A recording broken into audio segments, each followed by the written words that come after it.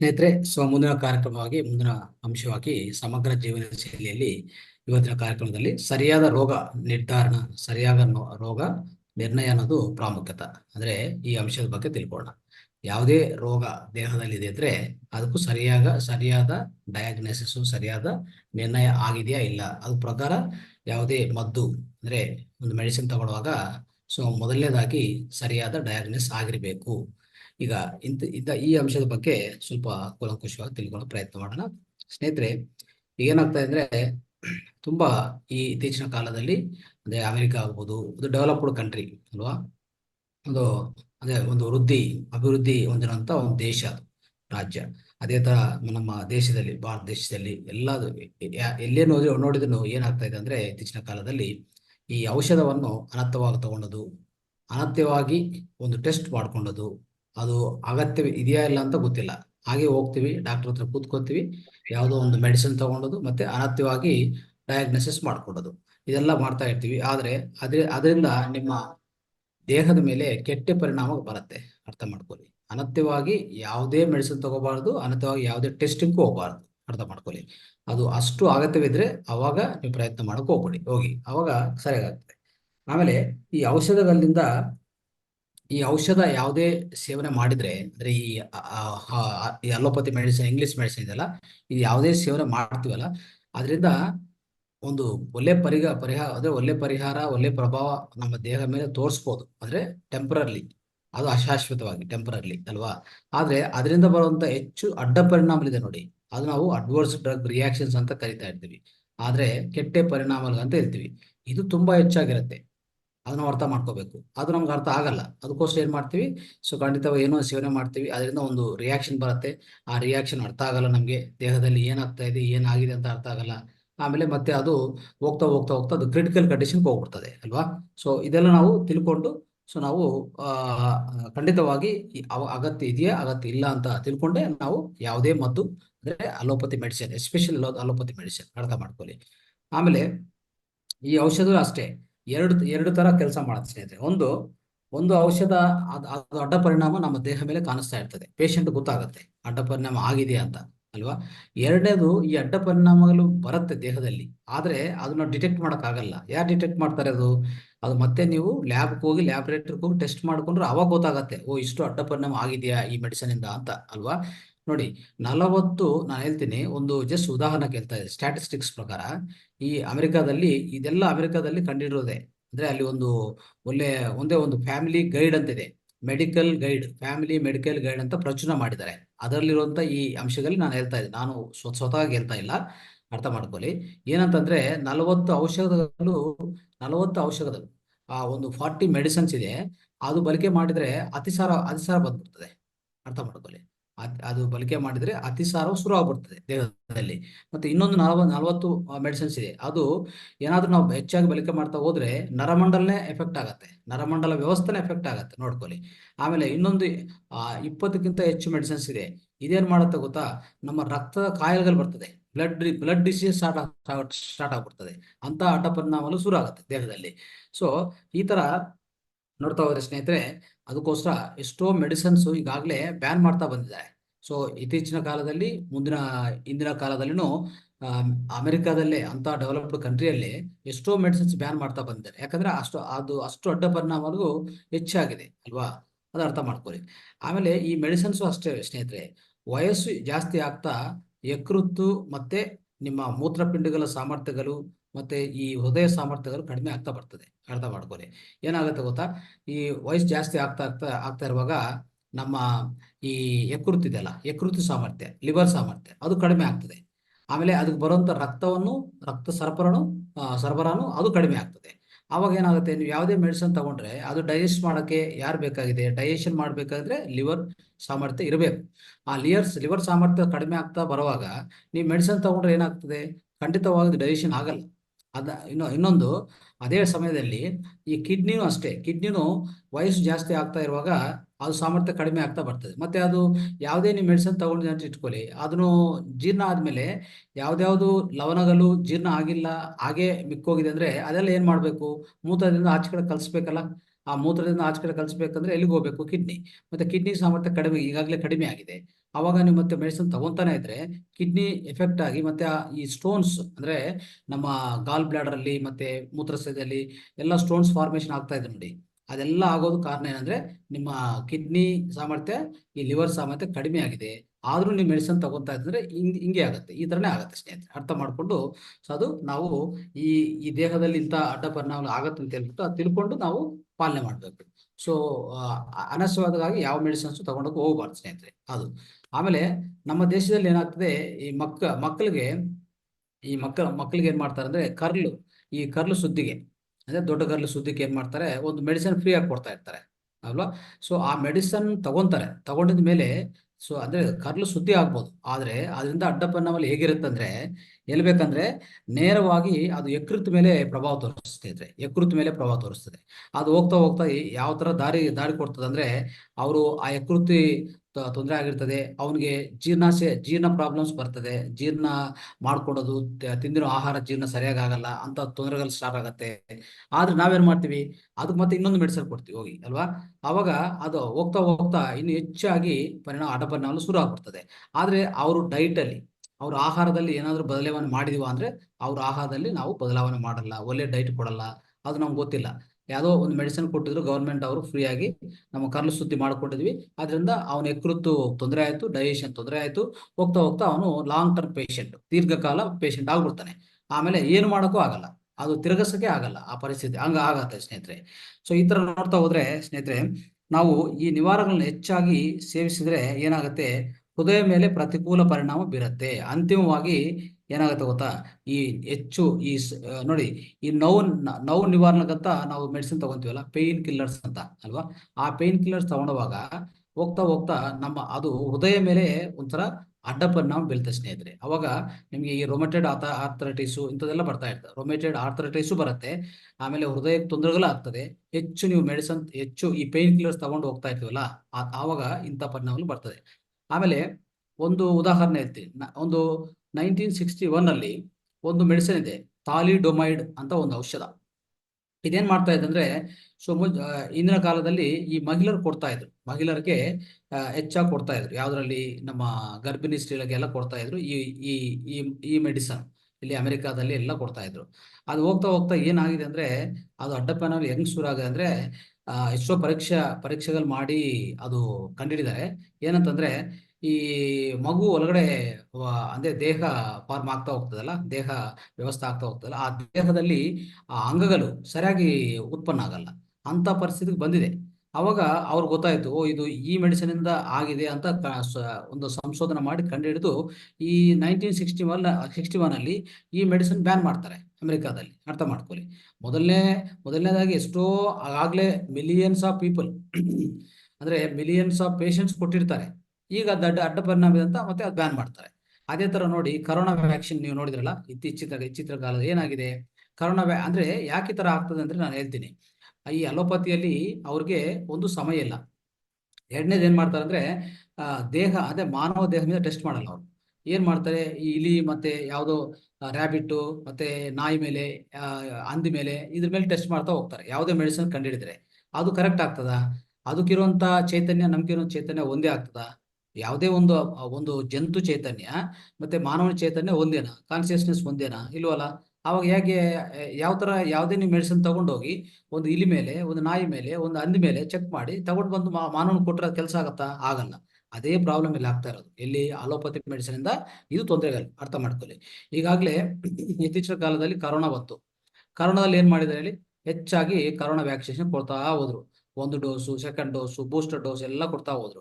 ಆದ್ರೆ ಅದು ಸರಿಯಾದ ಟೆಸ್ಟಿಂಗ್ ಮಾಡಿದ್ರ, ಸಮಯ ಇತ್ತ? ಎಷ್ಟೋ ಸಮಯ ಬೇಕಾಗಿದೆ ಅಲ್ಲ. ಒಂದು ಯಾವುದೇ ಒಂದು ವೈರಸ್ ಇಂಜೆಕ್ಷನ್ ನಿರ್ಧಾರ ಮಾಡ್ಬೇಕಂದ್ರೆ ಎಷ್ಟು ಸಮಯ ಬೇಕದಕ್ಕೆ? ತುಂಬಾ ಟೈಮ್ ಬೇಕಾಗತ್ತೆ, ತುಂಬಾ ಸಮಯ ಬೇಕಾಗತ್ತೆ. ಬಟ್ ಆದ್ರೂ ಯಾರು ಮಾಡಕ್ ಹೋಗಿಲ್ಲ. ಗವರ್ನಮೆಂಟ್ ಇಂಟ್ರೆಸ್ಟ್ ಇಲ್ಲ, ಮತ್ತೆ ಜನರಿಗೂ ಅಷ್ಟೇ ಜಾಸ್ತಿ ಟೈಮ್ ಇಲ್ಲ. ಇವ್ರಿಗೆ ವೇಗವಂತವಾಗಿ ಗುಣ ಆಗ್ಬೇಕು. ಸೊ ವೇಗವಂತವಾಗಿ ನಾವು ಆಚೆ ಕಡೆ ಹೋಗ್ಬೇಕು ಅಷ್ಟೇ. ಯಾವುದೇ ಒಂದು ಲಕ್ಷಣಗಳು ಬಂದ್ರೆ, ಯಾವುದೇ ನೆಗಡಿ ಮತ್ತೆ ಒಂದು ಫೀವರು, ಇದು ಲಕ್ಷಣಗಳು ಬಂದಿರ್ತದೆ, ದೇಹಕ್ಕೆ ಸ್ವಲ್ಪ ವಿಶ್ರಾಂತಿ ಕೊಟ್ಟು ಬಿಸಿ ನೀರು ಕುಡಿತಾ, ಆಮೇಲೆ ಆಕುಪ್ರೆಷರ್ ಅಪ್ಲೈ ಮಾಡ್ಕೊಂತ, ಮುದ್ರಗಲ್ ಮಾಡತ್ತ, ಆಮೇಲೆ ನಮ್ಮ ದೇಹದಲ್ಲಿ ನಿರೋಧಕ ಶಕ್ತಿ ಹೆಚ್ಚು ಮಾಡಕ್ಕೆ ಏನ್ ಮಾಡ್ಬೇಕು ಅದು ಮಾಡ್ತಾ ಹೋದ್ರೆ ಖಂಡಿತವಾಗಿ ಗುಣ ಆಗತ್ತೆ. ಯಾಕೆ ಗುಣ ಆಗಲ್ಲ? ಕರೋನಾ ಆದ್ರೂ ಇನ್ನೊಂದಾದ್ರೂ ಎಲ್ಲ ವೈರಸ್ಸೇ ಅಲ್ವಾ. ಇಂಥ ವೈರಸ್ಗಳೆಲ್ಲ ಅಷ್ಟು ದೊಡ್ಡದೇನಿಲ್ಲ, ಅರ್ಥ ಮಾಡ್ಕೊಳ್ಳಿ. ವೈರಸ್ಗಳ ಎಫೆಕ್ಟು, ವೈರಸ್ಸು ಅಡ್ಡ ಪರಿಣಾಮ, ವೈರಸ್ ಅನ್ನೋದು ತೆಗೆದಾಕ್ಬೋದು, ತುಂಬಾ ಸುಲಭವಾಗಿ ತೆಗೆದಾಕ್ಬೋದು. ಅದಕ್ಕೆ ಬೇಕಾಗಿರೋದು ರೋಗ ನಿರೋಧಕ ಶಕ್ತಿ ಹೆಚ್ಚು ಮಾಡಬೇಕು ಅಲ್ವಾ. ಅದು ಬಿಟ್ಟು ಈ ಕರೋನಾ ಮೆಡಿಸಿನ್ ತಗೊಂತಾ ಹೋದ್ರು. ಡೋಸ್ 1, ಡೋಸ್ 2 ಮತ್ತೆ ಬೂಸ್ಟರ್ ಎಲ್ಲ ತಗೊಂತಾ ಹೋದ್ರು. ಏನಾಗಿದೆ ಇಲ್ಲಿ ಇತ್ತೀಚಿನ ಕಾಲದಲ್ಲಿ ನೀವು ನೋಡ್ತಾ ಇದ್ರಿ, ಎಷ್ಟು ಅಡ್ಡ ಪರಿಣಾಮಗಳಿದ್ರೆ ಹೇಳಕ್ಕೆ ಆಗಲ್ಲ. ಸೊ ಎಷ್ಟೋ ಜನ ಸಾವು ಅನುಭವಿಸಿದ್ದಾರೆ. ಈಗಾಗಲೇ ಹಾರ್ಟ್ ಪ್ರಾಬ್ಲಮ್ಸ್ ಬರ್ತಾ ಇದೆ, ತುಂಬಾ ಚಿಕ್ಕ ವಯಸ್ಸು ಯುವಕರಿಗೂ ಈ ಹಾರ್ಟ್ ಇಶ್ಯೂಸ್, ಹಾರ್ಟ್ ತೊಂದರೆಗಳು, ಹಾರ್ಟ್ ಅಟ್ಯಾಕ್ಸ್ ಎಲ್ಲ ಬರ್ತಾ ಇದೆ. ಕಾರಣ ಏನಂದ್ರೆ ಈ ಈ ಈ ಕರೋನಾ ವೈರಸ್ಸು ಅದು ಸರಿಯಾಗಿ ಅದು ಅನವಶ್ಯಕತೆ ಮತ್ತೆ ಸರಿಯಾದ ಅದು ನಿರ್ಧಾರ ಆಗಿಲ್ಲ. ಆ ಮೆಡಿಸನ್ ಸರಿಯಾಗಿ ನಿರ್ಧಾರ ಆಗಿಲ್ಲ. ಈಗ ಯಾರು ಇದಕ್ಕೆ ಇಂಥದ್ದೆಲ್ಲ ಯಾರು ಬಾಧ್ಯತೆ ವಹಿಸ್ತಾರೆ? ಈಗ ಯಾರು ಬಾಧ್ಯತೆ ವಹಿಸಲ್ಲ. ನಾವೇ ಸಫರ್ ಆಗಬೇಕು, ನಾವೇ ನೋವು ಅನುಭವಿಸ್ಬೇಕು. ಅದಕ್ಕೋಸ್ಕರ ಖಂಡಿತವಾಗಿ ಯಾವುದೇ ಮೆಡಿಸಿನ್ ತಗೊಂತ ಇದೆ ಅಂದ್ರೆ, ಯಾವುದೇ ಟೆಸ್ಟ್ ಮಾಡ್ಕೊಂತ ಇದ್ರೆ ಸ್ವಲ್ಪ ನಿಧಾನವಾಗಿ ಯೋಚಿಸಿ ಮತ್ತೆ ಸ್ವಲ್ಪ ತಾಳ್ಮೆಯಿಂದ ಮಾಡ್ಕೊಂಡು ಹೋಗಿ. ಅದು ವೇಗವಂತವಾಗಿ ನಮ್ಗೆ ಈಗಲೇ ಪರಿಹಾರ ಆಗಬೇಕು ಅಂತದೆಲ್ಲ ಮಾಡಕ್ ಹೋಗ್ಬೇಡಿ ದಯವಿಟ್ಟು. ಓಕೆ. ಸೊ ಸ್ನೇಹಿತರೆ, ಸೊ ಈ ತರ ನೋಡ್ತಾ ಹೋದ್ರೆ ಪ್ರತಿಯೊಂದು ಅಷ್ಟೇ. ಈ ವೈದ್ಯರಿಗೆ ರೋಗಿಯ ವೈದ್ಯಕೀಯ ಇತಿಹಾಸ ಮತ್ತು ಮೂಲ ಕಾರಣಗಳನ್ನು ಪರಿಶೀಲಿಸುವ ಸಮಯವಿಲ್ಲ, ಅರ್ಥ ಮಾಡ್ಕೊಳ್ಳಿ. ಅದಕ್ಕೆ ಇದೆಲ್ಲ ಆಗ್ತಾ ಇರೋದು. ಅವ್ರು ಏನ್ ಮಾಡ್ತಾರೆ ಅಂದ್ರೆ, ನಿಮ್ಮ ಲಕ್ಷಣಗಳೇನಿದೆ ರೋಗಿಗೆ, ಆ ಲಕ್ಷಣಗಳ ಆಧಾರ ಮಾಡಿಕೊಂಡು ಮೆಡಿಸಿನ್ ಕೊಟ್ಬಿಡ್ತಾರೆ.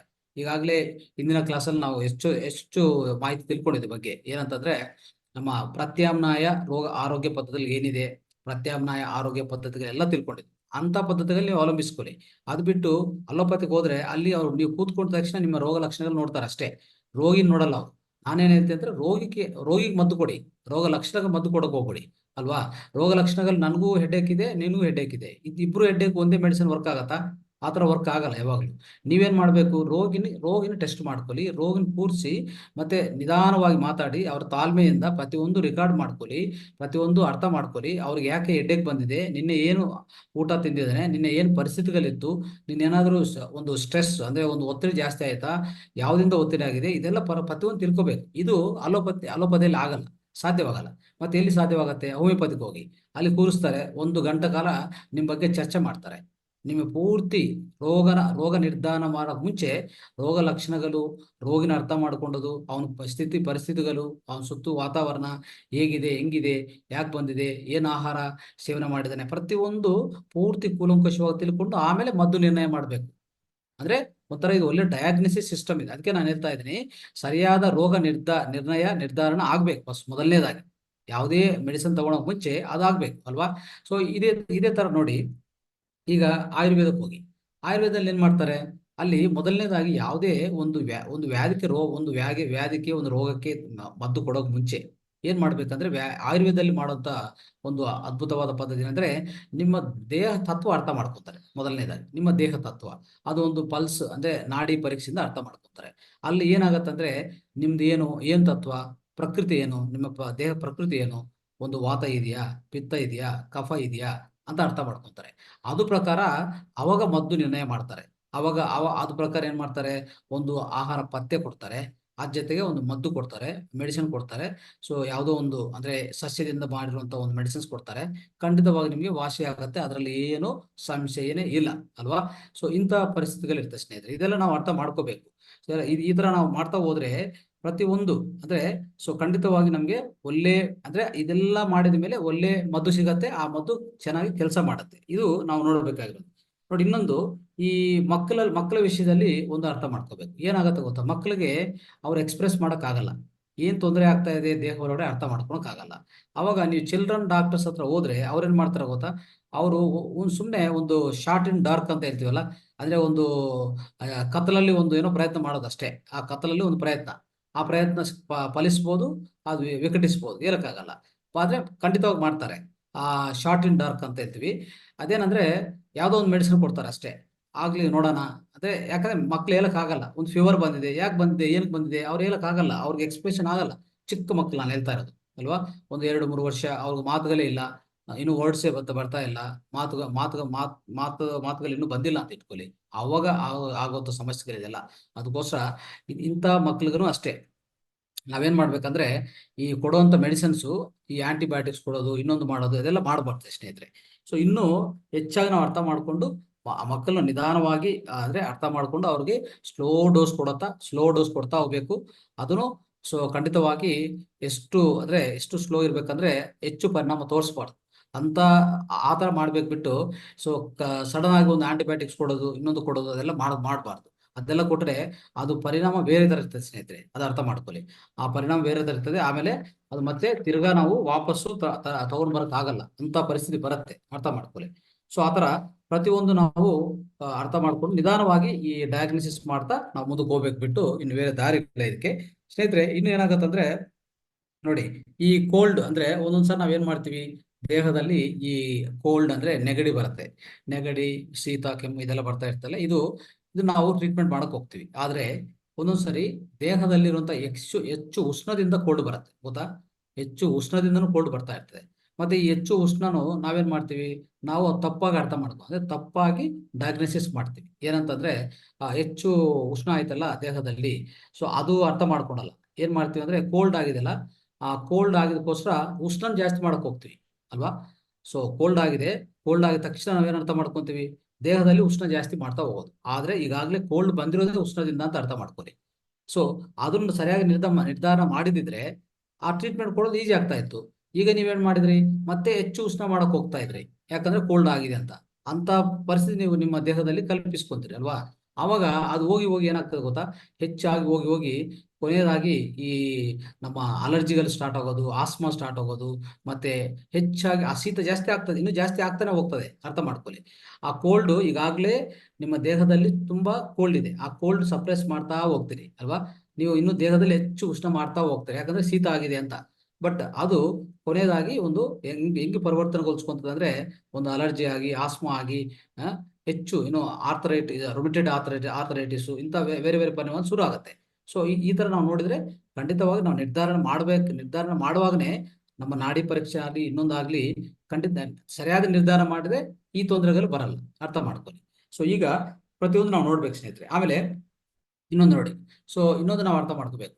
ಸೊ ದೇಹದಲ್ಲಿ ನಮ್ಗೆ ಅಂದ್ರೆ ಈ ಡಾಕ್ಟರ್ಸ್ ಇತ್ತೀಚಿನ ಕಾಲದಲ್ಲಿ ಅಂದ್ರೆ ಈ ಮೆಡಿಕಲ್ ಡಾಕ್ಟರ್ಸ್ ಆಗ್ಬೋದು, ಇವರೆಲ್ಲರೂ ಏನ್ ಮಾಡ್ತಾರೆ ಅಂದ್ರೆ ಅವ್ರಿಗೆ ಒಂದು ಅರ್ಥ ಆಗಲ್ಲ. ಏನ್ ಅರ್ಥ ಆಗಲ್ಲ ಅಂದ್ರೆ ಈ ಯಾವುದೇ ನಮ್ಮ ದೇಹದಲ್ಲಿ ಆರೋಗ್ಯ ಕೆಟ್ಟೋಗಿದೆ ಅಂದ್ರೆ ಏನಿಂದ ಕೆಟ್ಟೋಗಿದೆ, ಯಾಕೆ ಕೆಟ್ಟೋಗಿದೆ ಅಂತ ಅವ್ರು ಸರಿಯಾಗಿ ಅರ್ಥ ಮಾಡ್ಬೇಕು. ಎಸ್ಪೆಷಲಿ ಸ್ನೇಹಿತರೆ, ಈ ಅಂತಃಸ್ರಾವ ಗ್ರಂಥಿ ಇದೆಲ್ಲ, ಈ ಅಂತಃಸ್ರಾವ ಗ್ರಂಥಿ ಎಷ್ಟು ಪ್ರಾಮುಖ್ಯತೆ ಅಂದ್ರೆ, ಈಗ ನೆಕ್ಸ್ಟ್ ಮುಂದಿನ ಕ್ಲಾಸಲ್ಲಿ ನಾನು ಒಂದು 3 ಕ್ಲಾಸ್ ಇದೆ, ಅಂತಃಸ್ರಾವ ಗ್ರಂಥಿ 1, 2, 3 ಭಾಗ ಇದೆ, ಅದರಲ್ಲಿ ಪೂರ್ತಿ ಹೇಳ್ಕೊಡ್ತೀನಿ. ಈ ಗ್ರಂಥಗಳು ಪ್ರಾಮುಖ್ಯತೆ ಎಷ್ಟಿರುತ್ತೆ ಅಂದ್ರೆ, ಅದಕ್ಕೆ ಏನಾದ್ರೂ ಸ್ವಲ್ಪ ಏರುಪೇರು ಆಗಿದ್ರೆ, ಅದು ಕೆಲಸದಲ್ಲಿ ಏನಾದ್ರೂ ಸ್ವಲ್ಪ ತೊಂದರೆ ಆದ್ರೆ ಎಷ್ಟೋ ವ್ಯಾಧಿಗಳು ಬರುತ್ತೆ ನಮ್ಗೆ. ಅದು ನಮ್ಗೆ ಅರ್ಥ ಆಗ್ತಾ ಇಲ್ಲ. ಯಾರಾದ್ರೂ ಡಾಕ್ಟರು ಇದ್ರ ಬಗ್ಗೆ ಯೋಚನೆ ಮಾಡಲ್ಲ. ಆ ರೋಗ ಲಕ್ಷಣ ನೋಡೋದು, ಅದಕ್ಕೆ ಮದ್ದು ಕೊಡೋದು, ಅದು ಮತ್ತೆ ಹೋಗಿ ಅಡ್ವರ್ಸ್ ರಿಯಾಕ್ಷನ್ ಅಂದ್ರೆ ಈ ಡ್ರಗ್ ರಿಯಾಕ್ಷನ್ ಶುರು ಆಗೋದು. ಎಷ್ಟು ಪ್ರಾಬ್ಲಮ್ಗಳಂದ್ರೆ ಒಂದು ಪ್ರಾಬ್ಲಮ್ ಹೋಗಿ ಇನ್ನೊಂದು ಪ್ರಾಬ್ಲಮ್ ಸಿಕ್ಕಾಕೋತೀವಿ ನಾವು. ಈ ತರ ಆಗ್ತಾ ಇದೆ ನೋಡಿ. ಒಂದು ಅರ್ಥ ಮಾಡ್ಕೊಳ್ಳಿ, ಈಗ ಯಾರಿಗಾದ್ರೂ ಫಾರ್ ಎಕ್ಸಾಂಪಲ್ ಅವ್ರಿಗೆ ಈ ಥೈರಾಯ್ಡ್ ಮತ್ತೆ ಪ್ಯಾರಾಥೈರಾಯ್ಡ್ ಸರಿಯಾಗಿ ಕೆಲಸ ಮಾಡಿಲ್ಲ ಅಂತ ಇಟ್ಕೊಳ್ಳಿ. ಥೈರಾಯ್ಡ್ ಪ್ಯಾರಾಥೈರಾಯ್ಡ್ ಕೆಲಸ ಮಾಡಿಲ್ಲ, ಅವಾಗ ಏನಾಗುತ್ತೆ, ಖಂಡಿತವಾಗಿ ಅವ್ರಿಗೆ ಈ ಎಂಡೋಕ್ರೈನ್ ಗ್ಲ್ಯಾಂಡ್ಸ್ ಸರಿಯಾಗಿ ಆಗಿಲ್ಲ ಅಂದ್ರೆ ದೇಹದಲ್ಲಿ ನಾವು ಈಗಾಗಲೇ ಆಹಾರ ಸೇವನೆ ಮಾಡ್ತೀವಿ, ಅದರಲ್ಲಿ ಕ್ಯಾಲ್ಸಿಯಂ ಇರುತ್ತೆ. ಆ ಕ್ಯಾಲ್ಸಿಯಂ ಏನಾಗುತ್ತೆ ಗೊತ್ತಾ, ಅದು ಸ್ಟೋನ್ಸ್ ಅಂದ್ರೆ ಕಲ್ಲಾಗಿ ಪರಿವರ್ತನೆಗೊಳಿಸ್ಕೊಂಡು ಆ ಕಲ್ಲು ಹೋಗಿ ಆ ಕಲ್ಲು ಫಾರ್ಮ್ ಆಗಿ ಗ್ಯಾಲ್ ಬ್ಲಾಡರು ಮತ್ತೆ ಕಿಡ್ನಿಯಲ್ಲಿ ಅಲ್ಲೆಲ್ಲಿ ಕಾಣಿಸ್ಕೊಡ್ತಾ ಇರ್ತದೆ. ಇದೆಲ್ಲ ಕಾರಣ ಏನು? ಕಾರಣ ನಿಮ್ಗೆ ಕಾಣಿಸ್ತಾ ಇರೋದು ಸ್ಟೋನ್ ಮಾತ್ರ ಅಷ್ಟೇ. ಆದ್ರೆ ಅದ್ ಹಿಂದ್ಗಡೆ ಕಾರಣ ಏನು? ಕಾರಣ ಬಂದು ನಿಮ್ಮ ಥೈರಾಯ್ಡ್ ಪ್ಯಾರಾಥೈರಾಯ್ಡ್ ಸರಿಯಾಗಿ ಆ ಗ್ಲ್ಯಾಂಡ್ಸ್, ಆ ಅಂತಃಸ್ರಾವ ಗ್ರಂಥಿಗಳು ಸರಿಯಾಗಿ ಕೆಲಸ ಮಾಡ್ತಾ ಇಲ್ಲ ಅಂತ ನೀವು ಒಂದು ನೆನಪಲ್ಲಿ ಇಟ್ಕೊಳ್ಳಿ. ಅರ್ಥ ಆಯ್ತಾ? ಇದು ನೋಡ್ಬೇಕು. ಈ ತರ ನಾವು ನಿರ್ಧಾರ ಮಾಡ್ಬೇಕು ಅಲ್ವಾ. ಈ ನಿರ್ಧಾರ ಮಾಡಿಲ್ಲ ಅಂದ್ರೆ ಏನೋ ಒಂದು ಅದು ಮೆಡಿಸಿನ್ ಕೊಡೋದು, ಅದು ಸರಿಯೇ ಮಾಡಲ್ಲ. ಮತ್ತೆ ನಾವು ಕರೆಕ್ಷನ್ ಮಾಡ್ಬೇಕಾಗಿರೋದು ಆ ಅಂತಃಸ್ರಾವ ಗ್ರಂಥನ್ನು ಕೆಲಸ ಸರಿಯಾಗಿ ಮಾಡಿಸ್ಬೇಕು, ಅದು ನಾವು ಮಾಡ್ಬೇಕಾಗಿರೋದು. ಅದಕ್ಕೆ ಮದ್ದು ಕೊಡಲ್ಲ ನಾವು. ಏನ್ ಕೊಡ್ತಾ ಇದೆ, ಆ ಕಲ್ಲುಗಳು ಬಂದಿದೆ, ಅದಕ್ಕೆ ಏನ್ ಮೆಡಿಸಿನ್ ಕೊಡ್ಬೇಕು ಅಂತ ನಾವು ನೋಡ್ತಾ ಇರ್ತೀವಿ. ಇನ್ನೂ ಬೇಕಂದ್ರೆ ಏನ್ ಮಾಡ್ತೀವಿ ಗೊತ್ತಾ, ಹೋಗಿ ಹೋಗಿ ಕಿಡ್ನಿಗೆ ಡಯಾಲಿಸಿಸ್ ಕೊಡೋದು, ಇದೆಲ್ಲ ಮಾಡ್ತಾ ಇರ್ತೀವಿ. ಅಂದ್ರೆ ಒಂದು ಅರ್ಥ ಮಾಡ್ಕೊಳ್ಳಿ, ಈ ತರ ಪ್ರತಿಯೊಂದು ಅಷ್ಟೇ. ಈಗ ನೀರು ಜಾಸ್ತಿ ನಿಂತ್ಕೊಂಡಿದೆ, ನೀರು ಅಂದ್ರೆ ರಿಟೆನ್ಷನ್ ಆಫ್ ವಾಟರ್, ಹೆಚ್ಚು ನೀರಾಂಶ ನಿಂತ್ಕೊಂಡಿದೆ, ಹೋಗ್ತಾ ಇಲ್ಲ ಅಂತಂದ್ರೆ ಅವಾಗ ಏನ್ ಮಾಡ್ತೀವಿ ಅಂದ್ರೆ ಈ ಕಿಡ್ನಿ ಏನಾಗ್ತದೆ ನಾವು ಅರ್ಥ ಮಾಡ್ಕೋಬೇಕಂದ್ರೆ ಕಿಡ್ನಿ ಡಯಾಲಿಸಿಸ್ ಕೊಟ್ಬಿಡ್ತೀವಿ ಅಲ್ವಾ. ಅದು ಸರಿಯಾಗಲ್ಲ. ಕಿಡ್ನಿ ಡಯಾಲಿಸಿಸ್ ಆಗ್ಬೋದು, ನೀರು ಹೆಚ್ಚು ನಮ್ಮ ದೇಹದಲ್ಲಿ ನಿಂತ್ಕೊಂಡೋದು, ಇದಕ್ಕೆಲ್ಲ ಕಾರಣ ಏನಂದ್ರೆ ನಿಮ್ಮ ಪೀನಿಯಲ್ ಗ್ಲ್ಯಾಂಡ್ ಸರಿಯಾಗಿ ಕೆಲಸ ಮಾಡ್ತಾ ಇಲ್ಲ ಅಂತ ಅರ್ಥ ಮಾಡ್ಕೊಳ್ಳಿ. ಪೀನಿಯಲ್ ಗ್ಲ್ಯಾಂಡ್ ಸರಿಯಾಗಿ ಕೆಲಸ ಮಾಡ್ತಾ ಇಲ್ಲ ಅಂದ್ರೆ ನೀರು ಹೆಚ್ಚಾಗಿ ನಿಂತ್ಕೊಳ್ತದೆ, ಅದು ಬಿಟ್ಟು ಕಿಡ್ನಿಗೆ ಡಯಾಲಿಸಿಸ್ ಕೊಡೋದಲ್ಲ ಅಲ್ವಾ. ಅದು ನಾವು ಅರ್ಥ ಮಾಡ್ಕೋಬೇಕು. ಸೊ ಇದೇ ತರ ಪ್ರತಿಯೊಂದು ಸ್ನೇಹಿತರೆ, ಸೊ ನಾವು ಯಾವುದೇ ಒಂದು ಸೈಕಲಾಜಿಕಲ್ ಇದು ಹಾರ್ಟ್ ತೊಂದರೆ ಆಗಿದೆ ಅಂತ ಇಟ್ಕೊಳ್ಳಿ. ಹಾರ್ಟ್ ತೊಂದರೆ, ಹೃದಯ ತೊಂದರೆ ಯಾಕಾಗುತ್ತೆ ಗೊತ್ತಾ? ಥೈರಾಯ್ಡ್ ಪ್ಯಾರಾಥೈರಾಯ್ಡ್ ಸರಿಯಾಗಿ ಕೆಲಸ ಮಾಡಿಲ್ಲ, ಈ ಗ್ರಂಥಿಗಳು ಸರಿಯಾಗಿ ಕೆಲಸ ಮಾಡಿಲ್ಲ ಅಂದ್ರೂ ಹೃದಯ ತೊಂದರೆ ಆಗ್ತಾ ಇರ್ತದೆ ಅಲ್ವಾ? ಸೊ ಅದೇ ತರ ಇನ್ನು ನೋಡ್ತಾ ಹೋದ್ರೆ ಒಂದು ನಾವು ಯಾವುದೇ ಒಂದು ಹೆಚ್ಚು ಈ ನಮ್ಮ ಸೈಕಲಾಜಿಕಲ್ ಪ್ರಾಬ್ಲಮ್ ಬರುತ್ತೆ, ಮನಸ್ಸು ತೊಂದರೆಗಳು, ಈ ಯೋಚನೆಗಳು, ಮತ್ತೆ ಮನಸ್ಸು ಮನಸ್ಸಿಗಿರುವಂತ ಈ ಸಂಕಷ್ಟ ಎಲ್ಲ ಬರ್ತಾ ಇರ್ತದೆ, ಅಂದ್ರೆ ಸೈಕಲಾಜಿಕಲ್ ಇಶ್ಯೂಸ್ ಬರುತ್ತೆ. ಅದಕ್ಕೂ ಯಾವ್ದು ಕಾರಣ ಅಂದ್ರೆ ಈ ಎಂಡೋಕ್ರೈನ್ ಗ್ಲ್ಯಾಂಡ್ಸ್ ಅಂತಃಸ್ರಾವ ಗ್ರಂಥಿಗಳು ಸರಿಯಾಗಿ ಕೆಲಸ ಮಾಡ್ತಾ ಇಲ್ಲ ಅಂದ್ರೆ ಅರ್ಥ. ಸೊ ಈ ತರ ನಾವು ಅರ್ಥ ಮಾಡ್ಕೋಬೇಕು, ಅರ್ಥ ಮಾಡ್ಕೊಂಡು ಸರಿಯಾದ ನಿರ್ಣಯ ಮಾಡ್ಬೇಕು ಅಲ್ವಾ? ಸೊ ಇದರಲ್ಲಿ ಪ್ರಾಮುಖ್ಯತವಾಗಿರುವಂತಹ ಸ್ನೇಹಿತರೆ ನಾವು ಅರ್ಥ ಮಾಡ್ಕೊಂಡ್ರೆ ನೋಡಿ, ಇನ್ನು ಇತ್ತೀಚಿನ ಕಾಲದ ಏನಾಗಿದೆ ಗೊತ್ತಾ? ಸೊ ಹೆಚ್ಚಾಗಿ ಮಕ್ಕಳಲ್ಲಿ ಈ ಬ್ಲೈಂಡ್ನೆಸ್ಸು, ಡಂಬ್ನೆಸ್ಸು, ಅಂದ್ರೆ ಕಿವಿ ಕೆಲಸ ಮಾಡಲ್ಲ, ಈ ಕಣ್ಣುಗಳು ಹುಟ್ಟುವಾಗನೇ ಕಣ್ಣುಗಳು ಇಲ್ಲ, ಅವ್ರು ಕಾಣಿಸಲ್ಲ, ಈ ಕಿವಿಗಳು ಕೆಲಸ ಮಾಡಲ್ಲ ಅಲ್ವಾ? ಇಂಥದ್ದೆಲ್ಲ ನಾವು ನೋಡ್ತಾ ಇರ್ತೀವಿ. ಸೊ ಮಾತುಗಳು ಬರಲ್ಲ, ಮಾತಾಡಕ್ ಆಗಲ್ಲ. ಸೊ ಇಂಥದ್ದೆಲ್ಲ ಎಷ್ಟೋ ಪ್ರಾಬ್ಲಮ್ಸ್ ನಾವು ನೋಡ್ತಾ ಇದೀವಿ. ಇದಕ್ಕೆಲ್ಲ ಕಾರಣ ಏನಾಗುತ್ತೆ ಅಂದ್ರೆ, ರೂಟ್ ಕಾಸ್ ಅನ್ನೋದು ಏನಾಗತ್ತೆ, ಅವ್ರ ಪೇರೆಂಟ್ಸ್ ಅಂದ್ರೆ ಅವರು ತಂದೆ ತಾಯಿಯಲ್ಲಿ ಸೆಕ್ಸ್ ಗ್ಲ್ಯಾಂಡ್ಸ್ ಇರುತ್ತೆ. ಈ ಸೆಕ್ಸ್ ಗ್ಲ್ಯಾಂಡ್ಸ್ ಅದೇ ಅಂದ್ರೆ ಅಂದ್ರೆ ಮಹಿಳೆಯರಿಗೆ ಯಾವುದು, ಪುರುಷರಿಗೆ ಯಾವ್ದಂತ ಗ್ಲ್ಯಾಂಡ್ ಸಪರೇಟ್ ಇದೆ ಅಂತಸ್ರಾವ ಗ್ರಂಥಿಗಳು ಅಲ್ವಾ? ಸೊ ಟೆಸ್ಟಿಸು ಇದೆಲ್ಲ, ಈ ಗ್ರಂಥಿಗಳು ಈಗಾಗಲೇ ಎಫೆಕ್ಟ್ ಆಗಿರ್ತದೆ. ಆ ಗ್ರಂಥಿಗಳು ಎಫೆಕ್ಟ್ ಆಗಿರುವಂತ ಈ ಪ್ಯಾರೆಂಟ್ಸು ಅವರು ಅವರು ಅವರಿಂದ ಜನ್ಮ ತಗೊಳ್ಳೋಂತ ಈ ಮಕ್ಕಳಿಗೆ ಏನಾಗ್ತದೆ, ಇಂಥ ಪ್ರಾಬ್ಲಮ್ ಬರುತ್ತೆ. ಏನಂತದು, ಈ ಕಿವಿ ಕೆಲ್ಸಲ್ಲ, ಕಣ್ಣು ಕಾಣಿಸಲ್ಲ, ಮತ್ತೆ ಬಾಯಿ ಮಾತಾಡಕ್ಕೂ ಆಗಲ್ಲ, ಅಂದ್ರೆ ಮಾತುಗಳು ಬರಲ್ಲ ಅಲ್ವಾ? ಸೊ ಇಂಥದ್ದೆಲ್ಲ ಆಗ್ತಾ ಇರ್ತದೆ. ಮತ್ತೆ ಇದು ನಾವು ಅರ್ಥ ಮಾಡ್ಕೊಂತೀವಿ ಅಂದ್ರೆ ಇಲ್ಲ, ನಾವೇನ್ ಮಾಡ್ತೀವಿ, ಇನ್ನು ಬೇರೆ ತರ ನಿರ್ಧಾರ ಮಾಡಕ್ ಹೋಗ್ತೀವಿ ಅಲ್ವಾ? ಅದಕ್ಕೋಸ್ಕರ ಈ ಪ್ರಾಪರ್ ಡಯಾಗ್ನೋಸ್ ಅನ್ನೋದು ತುಂಬಾ ಇಂಪಾರ್ಟೆಂಟ್ ಸ್ನೇಹಿತರೆ, ಅಷ್ಟು ಇಷ್ಟು ಅಲ್ಲ, ನಾವು ನಿಜವಾಗಿ ಅದು ಹೇಳಕ್ಕೆ ಆಗಲ್ಲ. ಸೊ ಒಂದು ನಿಮ್ಗೆ ಎಕ್ಸಾಂಪಲ್ ಕೊಡ್ತೀನಿ. ಇದೇನಾಗ್ತದೆ ಅಂದ್ರೆ, ಒಂದು ಈ ಪೇಷಂಟ್ಸ್ಗೆ ಅಂದ್ರೆ ಈ ಯಾವ ತರ ಅಡ್ಡ ಪರಿಣಾಮಗಳು, ಒಂದು ಮಗು ಏನ್ ಮಾಡ್ತಾನೆ, ಅವನು ಉತ್ತರ ಯಾವುದೋ ಒಂದು ಪ್ರಾಬ್ಲಮ್ ಆಗಿ ಈ ಆಂಟಿಬಯೋಟಿಕ್ ತಗೊಂಡಿರ್ತಾರೆ. ಆ ಆಂಟಿಬಯೋಟಿಕ್ ಇಂದ ಏನಾಗ್ತದೆ ಗೊತ್ತಾ, ಪೂರ್ತಿ ಮಾತುಗಳೇ ಸ್ಟಾಪ್ ಆಗ್ಬಿಡ್ತದೆ. ಅಂದ್ರೆ ಬ್ರೈನ್ ಹೋಗಿ ಹೊಡ್ತದೆ. ಅಂದ್ರೆ ಈ ಆಂಟಿಬಯೋಟಿಕ್ಸ್ ಹೆಚ್ಚು ಸೇವನೆ ಮಾಡಿ ಮಾಡಿ ಈ ಬ್ರೈನ್ ಹೋಗಿ ಅದು ಹೊಡೆಯುವಾಗ ಅಲ್ಲಿಂದ ಅವ್ರಿಗೆ ಮಾತುಗಳೇ ಸ್ಟಾಪ್ ಆಗತ್ತೆ. ಅಂತ ಪರಿಣಾಮ ಎಷ್ಟು ನೋಡ್ತಾ ಇರ್ತೀವಿ ನಾವು ಸೊಸೈಟಿಯಲ್ಲಿ. ಆದ್ರೆ ನಾವು ಅದು ಅರ್ಥ ಮಾಡ್ಕೊಳಲ್ಲ.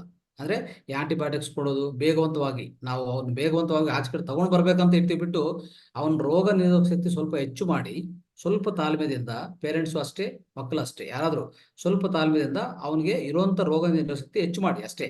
ಅದಕ್ಕೂ ಅಲೋಪತಿ ಬಿಟ್ಟು ಒಂದು ಹೋಮಿಯೋಪತಿಗೆ ಹೋಗಿ, ಇಲ್ಲಾಂದ್ರೆ ಆಯುರ್ವೇದಕ್ಕೆ ಹೋಗಿ, ಇಲ್ಲ ನ್ಯಾಚುರಲ್ ಕೇರ್ಗೆ ಹೋಗಿ, ಪ್ರತಿಯೊಂದು ಅಷ್ಟೇ. ಆವಾಗ ನಿಮ್ಗೆ ಏನಾಗತ್ತೆ, ರೋಗ ನಿರೋಧಕ ಹೆಚ್ಚಾಗತ್ತೆ, ನಿಮ್ಮ ದೇಹದಲ್ಲಿರುವಂತ ಆ ಯಾವುದೇ ವ್ಯಾಧಿ ಇರಲಿ, ಆ ಲಕ್ಷಣಗಳು ಕಡಿಮೆ ಆಗ್ತಾ ಬರ್ತದೆ. ಅಷ್ಟೇ ಇರೋದು.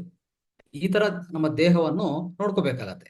ಇಲ್ಲ ಅಂದ್ರೆ ಅದರಿಂದ ಅಡ್ಡ ಪರಿಣಾಮಗಳು ಹೆಚ್ಚಾಗಿ, ಸೊ ಮುಂದಿನ ಕಾಲದಲ್ಲಿ ನಾವು ಒಂಥರ ಹೇಳ್ಬೇಕಂದ್ರೆ ಹೆಚ್ಚು ಪರಿಣಾಮದಲ್ಲಿ ನಾವು ಈ ರೋಗಗಳು ಅನುಭವಿಸ್ಬೇಕಾಗತ್ತೆ ಸ್ನೇಹಿತರೆ, ಇದು ಅರ್ಥ ಮಾಡ್ಕೊಳ್ಳಿ. ಆಮೇಲೆ ಸ್ನೇಹಿತರೆ, ಈಗ ಇನ್ನೇನಾಗ್ತದೆ, ಈ ಆಕ್ಯುಪ್ರೆಷರ್ ಅಂತ ಇದೆ, ನಾವು ಈಗ ಗೊತ್ತಲ್ಲ ಆಕ್ಯುಪ್ರೆಷರ್ ಅನ್ನೋದು ಟ್ರೀಟ್ಮೆಂಟ್.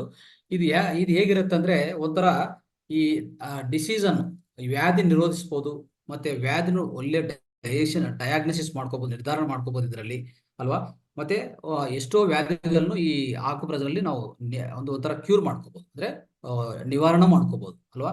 ಸೊ ಇಂಥ ಅದ್ಭುತವಾದ ಪದ್ಧತಿ ನಾವೇನ್ ಮಾಡ್ಬೇಕಂದ್ರೆ, ಖಂಡಿತವಾಗಿ ಇದೆಲ್ಲ WHO ಆಗ್ಬೋದು, ಅಂದ್ರೆ ವರ್ಲ್ಡ್ ಹೆಲ್ತ್ ಆರ್ಗನೈಸೇಷನ್ ಆಗ್ಬೋದು, ತಜ್ಞರು ಆಗ್ಬೋದು, ಮೆಡಿಕಲ್ ಸೈಂಟಿಸ್ಟ್ ಆಗ್ಬೋದು, ಪ್ರತಿಯೊಬ್ಬರು ಇದೇನಾಗತ್ತೆ ಅಂದ್ರೆ, ಆಕ್ಯುಪ್ರೆಷರ್ ಇಂದ ಯಾವುದೇ ಅಡ್ಡ ಪರಿಣಾಮಗಳಿಲ್ಲ, ಮುದ್ರ ಥೆರಪಿಯಿಂದ ಯಾವುದೇ ಅಡ್ಡ ಪರಿಣಾಮಗಳಿಲ್ಲ ಅಲ್ವಾ? ಮತ್ತೆ ಆರೋಗ್ಯ ಶೈಲಿಯಲ್ಲಿ ಯಾವುದೇ ಅಡ್ಡ ಪರಿಣಾಮ ಅರ್ಥ ಮಾಡ್ಕೋಬಹುದು ನಾವು. ಆಮೇಲೆ ಆಯುರ್ವೇದದಲ್ಲಿ ಖಂಡಿತವಾಗಿ ನಮ್ಮ ನಾಡಿ ಪರೀಕ್ಷೆಯಿಂದ ಪ್ರತಿಯೊಂದು ನಿರ್ಧಾರ ಮಾಡ್ಬೋದು. ಅಂದ್ರೆ ನಮ್ಮ ಬಾಡಿ ಪ್ರಕೃತಿ ಏನು, ದೇಹ ಪ್ರಕೃತಿ ಏನು, ಇದು ವಾತನ, ಪಿತ್ತನ, ಕಫನ ಅಂತ ನಾವು ಅರ್ಥ ಮಾಡ್ಕೋಬಹುದು. ಸೊ ಈ ತರ ಮಾಡ್ಕೊಂಡು ನಾವು ಸರಿಯಾಗಿ ನಿರ್ಣಯಕ್ಕೆ ಬಂದ್ರೆ, ಅವಾಗ ಯಾವುದೇ ನೀವು ಟ್ರೀಟ್ಮೆಂಟ್ ತಗೊಂಡಿದ್ರು ಆ ಟ್ರೀಟ್ಮೆಂಟ್ ಕೆಲಸ ಮಾಡತ್ತೆ. ಇಲ್ಲ ಅಂದ್ರೆ ಖಂಡಿತವಾಗಿ ಅಡ್ಡ ಪರಿಣಾಮಗಳು ಶುರು ಆಗುತ್ತೆ ಸ್ನೇಹಿತರೆ, ಇದು ಅರ್ಥ ಮಾಡ್ಕೊಳ್ಳಿ. ಸೊ ಈ ತರ ನಾವು ಅಂದ್ರೆ ಡಯಾಗ್ನೋಸ್ ಹೆಂಗಿರ್ಬೇಕಂದ್ರೆ, ಪ್ರತಿಯೊಂದು ನೋಡ್ಬೇಕು.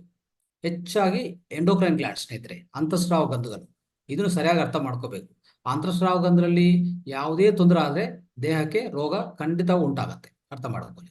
ಸೊ ಅದಕ್ಕೋಸ್ಕರ ಇಂಥ ಪ್ರಾಮುಖ್ಯವಾದ ಅಂಶ ಈ ರೋಗ ನಿರ್ಧಾರಣ, ಸೊ ಸರಿಯಾದ ಡಯಾಗ್ನೋಸಿಸ್, ಅದಾದ್ಮೇಲೆ ಸರಿಯಾದ ಮದ್ದು, ಅವಾಗ ಸರಿಯಾದ ಮದ್ದು ನಿಮಗೆ ಲಭ್ಯವಾಗುತ್ತೆ ಸ್ನೇಹಿತರೆ, ಇದು ಅರ್ಥ ಮಾಡ್ಕೊಳ್ಳಿ.